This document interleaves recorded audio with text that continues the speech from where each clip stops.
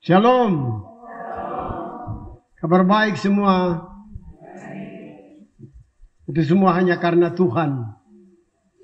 Ya. Hari ini kita bicara lagi. Tidak lain kita mengerti dari waktu ke waktu. Kita akan jauh mengalami pertumbuhan di dalam hal percaya. Supaya hidup ini dibanggakan oleh Allah. Tapi juga orang lain akan lihat bahwa ada apa dengan kita. Ada apa dengan pribadi si A, bapak ini, ibu ini, anak muda ini, ada apa? Kenapa keluarga mereka hari-hari ini dan mulai terlihat ada hal-hal yang baru. Itulah fungsi firman Allah. Firman Allah itu dia mengubah manusia. Bahkan keadaan masyarakat dari tidak mungkin menjadi mungkin. Hanya karena kuasa firman Allah. Bapak ibu saudara, luar biasa. 3 minggu berturut-turut kita bicara tentang berhala-berhala. Pasti ini ada maksud Tuhan. Supaya kita paham, jangan bergantung kepada berhala. Amin. Ya. Mulai dari tanggal, ya, kita bicara dari Yeremia pasal 10. Ya, ingat, ya, itu di tanggal 2 Oktober. Ya. Kita bicara dari Daniel pasal 2, kemudian 9 Oktober minggu lalu, kita bicara dari Yeremia 10, hari ini kita bicara dari Yeremia 46. Semuanya Allah rindu supaya umat kebanggaan Allah di Gajah Putih paham dengan baik. Jangan bergantung untuk kekuatan apapun. Tapi bergantunglah bagi Allah. Bergantunglah untuk Tuhan yang kita sembah di dalam Yesus Kristus. Ya. Lagi-lagi apa yang kita baca hendak membuka pemahaman. Ya. Apa itu dewa Bel? Apa itu dewa? Ya. Yang ada di ayat 1-2. Coba lihat ayat 1. Dewa Nebo. Ya. Dewa Bel sudah ditundukkan. Dewa Nebo sudah direbahkan. Patung-patungnya sudah diangkut di atas binatang, di atas hewan. Yang pernah kamu arak. Ya. Ya, waktu itu pernah patung, waktu masih ada penyembahan berhala. Di ribuan tahun yang lampau. Mereka pikul patung-patung arak-arakan keliling kota Babylon. Kerajaan Babilonia. Sekarang itu negara Irak. Itu pusat dari berhala di dunia. Ya. Tapi di Irak itu juga ada banyak hari-hari ini menjadi objek turis dari gereja-gereja di dunia. Karena di Irak itu ada Bahtera Nuh bikin program dan jalan ke sana. Pergi lihat. Ya. Supaya iman ini makin bertumbuh. Amin. Ya. Ayat 1 bilang apa? Dewa Bel. Dewa Nebo. Ya. Bapak, ibu, saudara, dewa Bel itu Marduk. Ya. Itu istilah Yunani masa lalu. Itu dewa yang tertinggi di dalam pemerintahan Babilonia. Orang kalau sembah dia itu sedikit pun tidak boleh angkat mata lihat dia. Sebab katanya bisa habis. Padahal ini kayu besar yang dong ukir dia, kasih duduk dia. Heran betapa bodohnya manusia. Dewa Nebo itu dewa astronomi. Dia yang bisa meramal. Hebatnya akan datang waktunya. Kemudian nanti tanggal-tanggal ini bisa ada berkat. Bisa ada ini. Itu dewa Nebo. Ya. Wow. Tapi coba lihat. Ya. Ayat 6 itu. Ya. Coba lihat Alkitab, ya. Yeremia bilang buat orang, Yesaya bilang buat orang-orang Israel, itu dewa-dewa yang kamu sembah, ya. Orang keluarkan emas dari kantongnya dan menimbang perak dengan dasing untuk memberi upah kepada tukang emas untuk membuat Allah dari bahan itu, ya. Lalu mereka menyembahnya, juga sujud kepadanya. Ya, betapa sia-sia. Ya. Sayang, setan membodohi manusia. Saya berharap di Gajah Putih ini tidak ada setan yang membodohi manusia. Kita mesti runtuhkan kekuatan-kekuatan itu di week ini. Amin. Dan itu bisa. Ya, kita akan lihat langit akan terbelah. Ya, perkara-perkara surga akan turun dan terjadi perubahan besar di Gajah Putih. Kenapa tidak bisa? Bisa. Kita punya anak-anak ini 20-30 tahun ke depan mereka menjadi pemimpin-pemimpin besar. Karena mereka punya orang-orang tua yang tidak menyembah Baal, menyembah dewa, tapi menyembah Allah yang benar di dalam Yesus Kristus. Ini yang kita harus komitmen. Amin. Ya, Bapak Ibu Saudara. Karena itu Allah begitu mengasihi Israel. Ya, maka Allah mengirim Yesaya, Yeremia, Yehezkiel, ya, untuk terus mengingatkan bangsa pilihan. Berjalan lurus. Jangan belok kiri, belok kanan. Jangan lihat kiri, lihat kanan. Ya, karena banyak cobaan. Ya. Apalagi mau berhala. Ya. Sebab di dalam gambaran bacaan kita tadi, ya, semua mereka itu tidak ada apa-apanya. Ya. Tadi kita baca di dalam ayat 7. Coba lihat ayat 7 itu, ya. Itu kayu-kayu yang dipahat, dibentuk patung dan segala macam. Mereka angkat, taruh di bahu. Kemudian mereka taruh di satu tempat tertentu. Kemudian patung itu dia berdiri dan dia tidak dapat bergerak. Dia tidak dapat bikin apa-apa. Ya, sekalipun orang berseru, ya, dia tidak bisa menjawab. Dia tidak bisa menyelamatkan dari berbagai masalah manusia. Kenapa? Dia hanya kayu. Tiram minyak tanah, korek api saja selesai. Kenapa mau menyembah dia?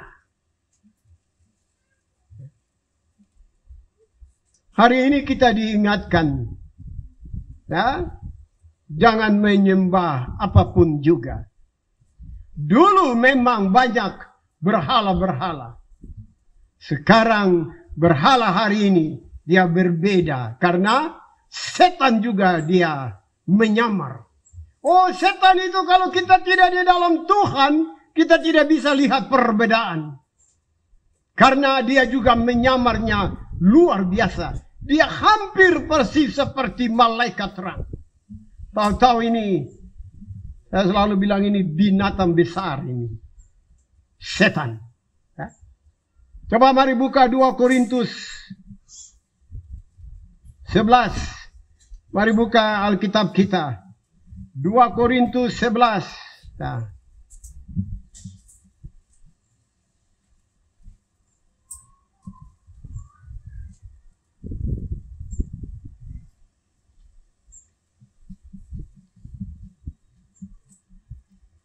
Mari baca sama-sama ayat 14. 2 Korintus 11. Baca ayat 14. Baca sama-sama. 3.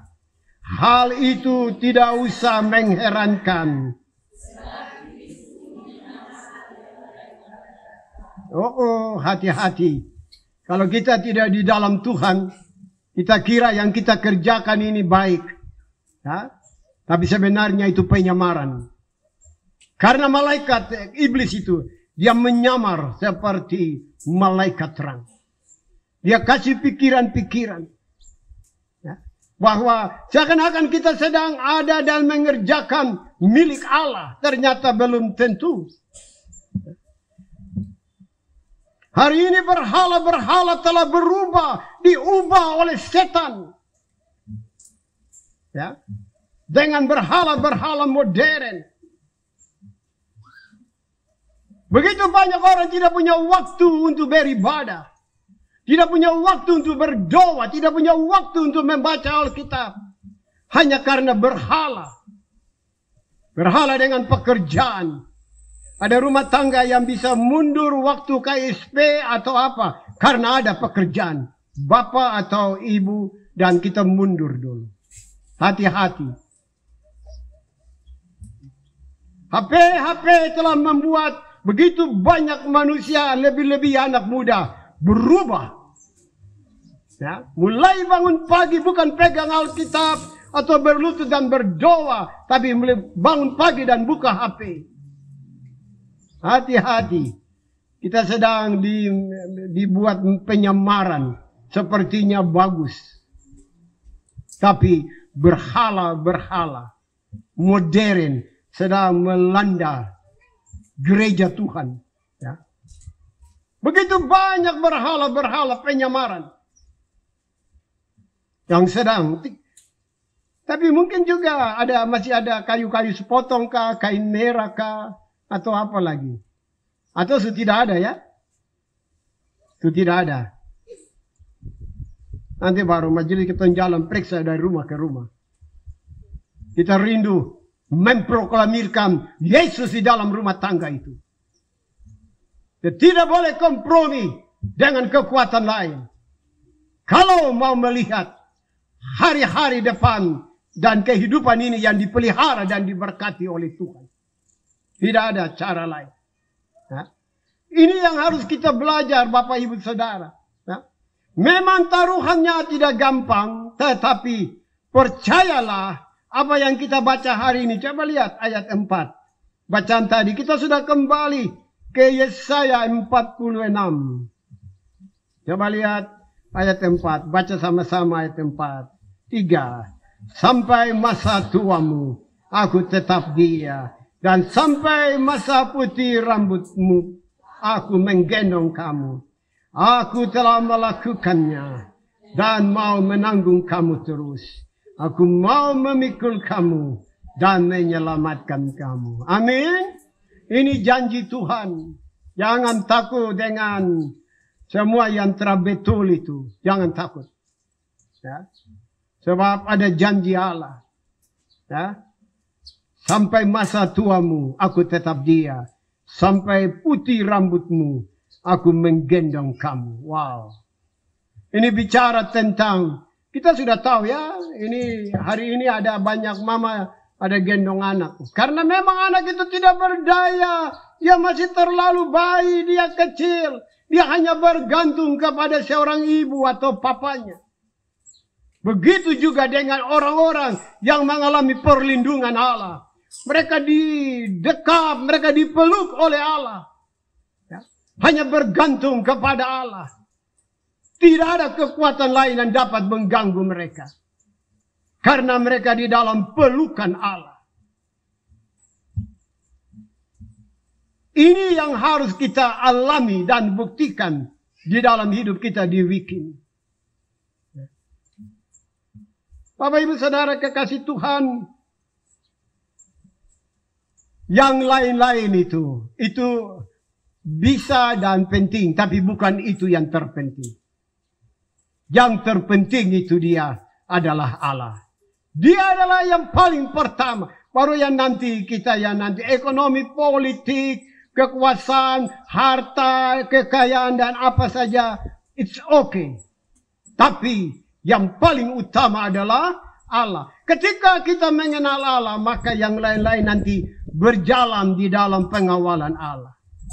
Kalau tidak utamanya Allah, hati-hati. Kekayaan, karier, apalagi hobi, apalagi. Itu justru dia bisa jadi sumber kehancuran. Ya. Satu kali seseorang yang bernama Gustavo Vargas di meja kerjanya Tidak tahu ini apakah Allah ada pimpin dia atau tidak. Tapi dia ini bukan orang sembarangan. Tiba-tiba dia ambil pistol dan dor. Mati di atas meja kerja Presiden Brasil Gustavo Vargas. Kalau mau bilang kekuasaan, orang nomor 1 di negara Brasil, bagaimana bisa bunuh diri? Mau bilang apa? Harta pasti ada. Kekuasaan pasti ada. Apa yang kurang? Ternyata sederhana. Yang kurang itu dia tidak kenal Allah. Dia tidak kenal Yesus. Makanya kekuasaan itu menghancurkan dia. Sebagai seorang presiden dengan berbagai kondisi ekonomi, politik dan bla bla bla. Lebih baik mati. Dia kira mati itu masalah selesai. Justru dia mengalami penderitaan kekal. Orang yang bernama Adolf Merkel. Orang paling kaya di Jerman. Apa yang kurang kalau seorang yang memiliki materi? Dia harus berdiri di rel kereta api dan hanya dalam hitungan detik. Kereta api dengan kecepatan tinggi dan habis. Hanya tinggal ampas-ampas daging dan tidak ditemukan. Adolf Merkel, orang paling kaya di Jerman, mati bunuh diri. Kenapa orang kaya bisa bunuh diri? Justru kekayaan kan untuk dia. Ternyata dia tidak kenal Allah. Apalagi ketong yang supas-pasan ini baru terkenal Allah lagi. Aduh, tete manis. Stop dengan hidup yang tidak sungguh-sungguh.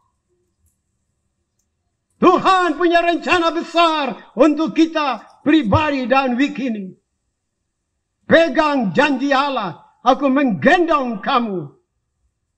Ini janji Tuhan. Orang-orang besar saja mati berantakan. Baru kita bermain-main dan tidak sungguh-sungguh dengan Tuhan.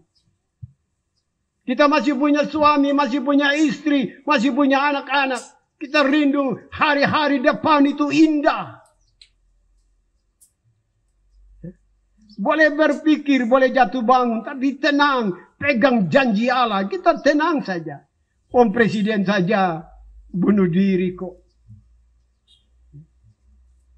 Profesor Henry Costa, ya, ahli medis, dekan Fakultas Kedokteran Universitas di Paris, hebat.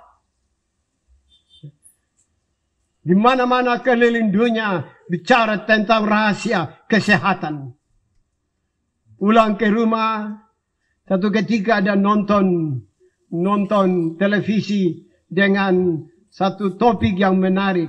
Bagaimana rahasia memiliki kesehatan yang baik. Sederhana sekali.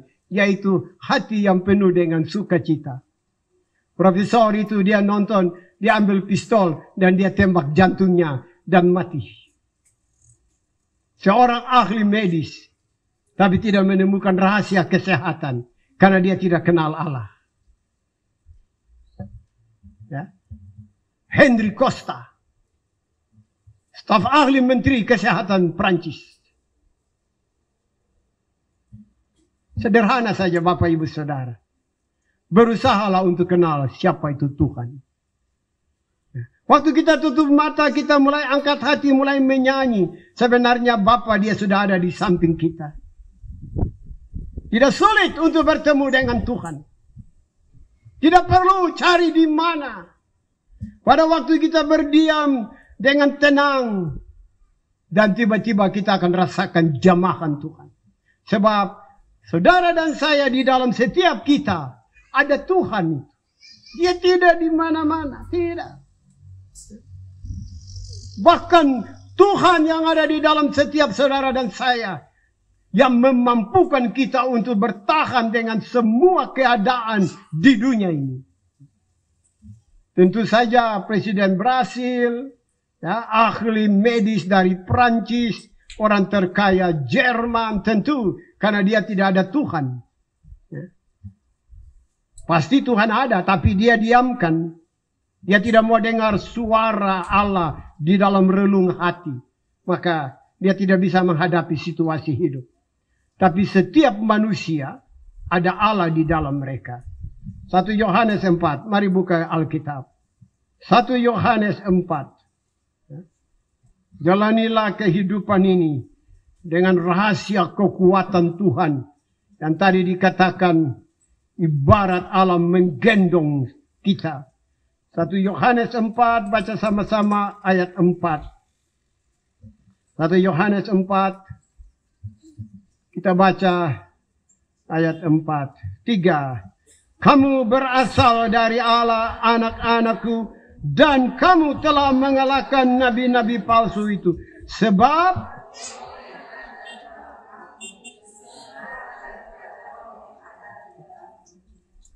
amin. Apakah persoalannya, apakah kita yakin di dalam kita ini ada roh Allah? Segera pulang dan perbaiki dan coba. Kalau rasa bagaimana malam itu jangan ini. Coba mulai sepi, tenang, mulai bergumul dengan Tuhan. Mulai rasakan ada Allah atau tidak di dalam saya. Di dalam kita, saudara kekasih Tuhan. Tidak ada di antara kita yang tidak punya roh Allah. Alkitab bilang Allah itu adalah, pada mulanya adalah Allah, Allah itu adalah roh. Dan roh itu adalah Allah sendiri, Yesus Kristus. Ya. Di dalam saudara dan saya ada Allah itu. Ya. Banyak berdoa dan rasakan. Dia nanti tuntun kita. Ya. Pada waktu keluarga, anak-anak mungkin sudah tidur. Papa mungkin di ruang tamu, mama di kamar. Coba mulai berusaha. Mulai belajar untuk hal-hal spiritual, hal-hal kerohanian yang lebih lagi, mulai. Ya. Harus ada usaha. Kita akan rasakan jamahan Tuhan. Hidup di dunia ini tidak ada kekuatan lain yang dapat memampukan kita berdiri untuk bertahan di atas segala cobaan dan godaan. Kecuali meyakini roh Allah di dalam kita. Itulah iman percaya kita. Ya. Coba lihat ayat 1 Yohanes tadi pasal 5. Coba lihat ayat 4. Pasal 5 ayat 4. Kita baca sama-sama ayat 4 pasal 5. 3. Sebab semua yang lahir dari Allah mengalahkan dunia. Dan inilah kemenangan yang mengalahkan dunia. Iman kita. Tapi pertanyaannya, bagaimana supaya iman itu bertumbuh? Padahal Alkitab bilang kita akan kuat kalau kita punya iman dan kita mampu mengalahkan segala keadaan dunia. Sebab di dalam kita ada Allah, di dalam roh itu. Wujud roh. Sekarang bagaimana supaya kita punya iman untuk mampu kita yakini dan kita berjalan menghadapi keadaan hidup. Ternyata iman itu dia timbul, dia ada dari hal yang sederhana. Rasul Paulus bilang, pada waktu orang-orang Roma mengalami tekanan yang hebat dari pemerintahan Romawi. Banyak yang menyangkal Yesus. Banyak yang tinggalkan iman. Kemudian Paulus mengingatkan. Mari buka Roma pasal 10. Bagaimana iman kita kuat. Iman kita timbul. Bagaimana bertahan di dalam kehidupan ini. Roma pasal 10. Mari baca ayat 17. Baca ayat 17 Roma 10. 3. Jadi iman timbul dari pendengaran dan pendengaran oleh firman Kristus. terlalu sederhana.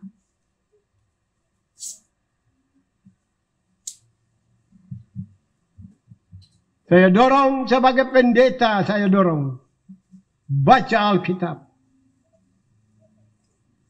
Tidak apa, mungkin tidak usah satu bab, satu hari. Mungkin satu ayat. It's okay, tidak apa. Baca.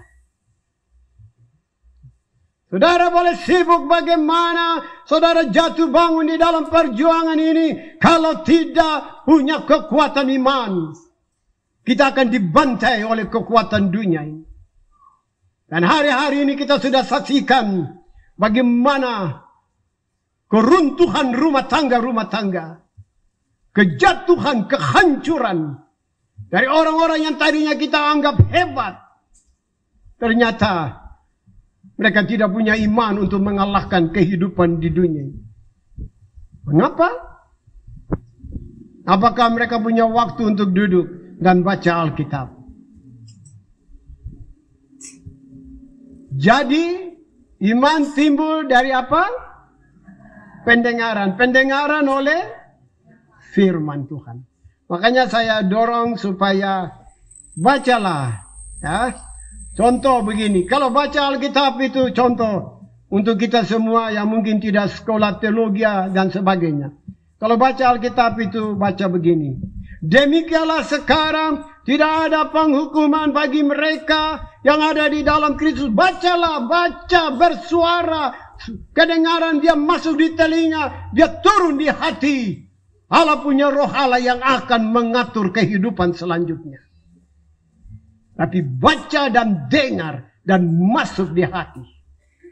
Akan ada satu pria, satu laki-laki, satu wanita yang dibanggakan oleh Allah karena punya iman yang baik. Saya tidak tahu Bapak Ibu punya baca Alkitab. Juga doa.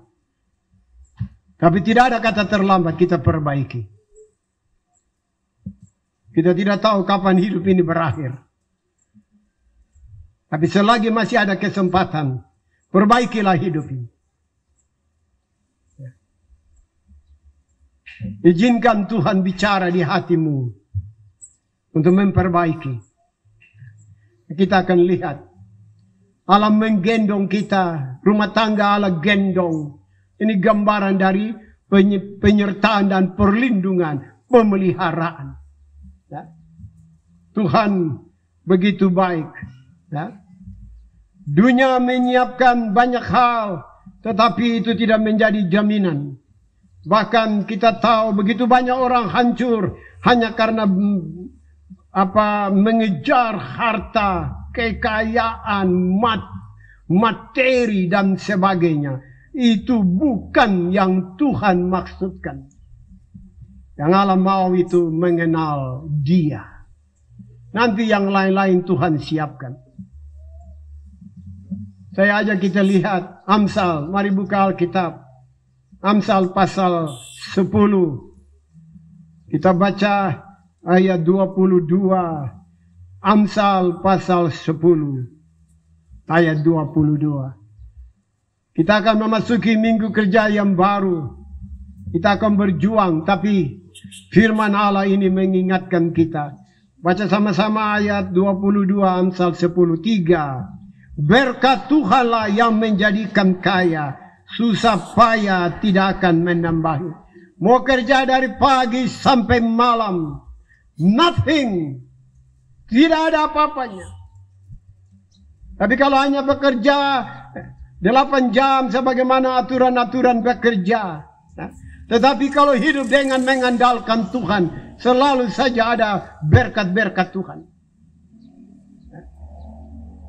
Berkat Tuhanlah yang menjadikan kita punya semua kebutuhan hidup ini.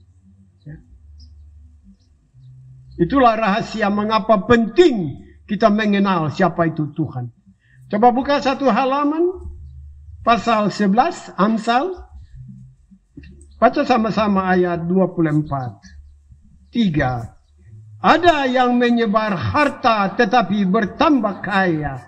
Ada yang menghemat secara luar biasa namun selalu berkekurangan. Wow.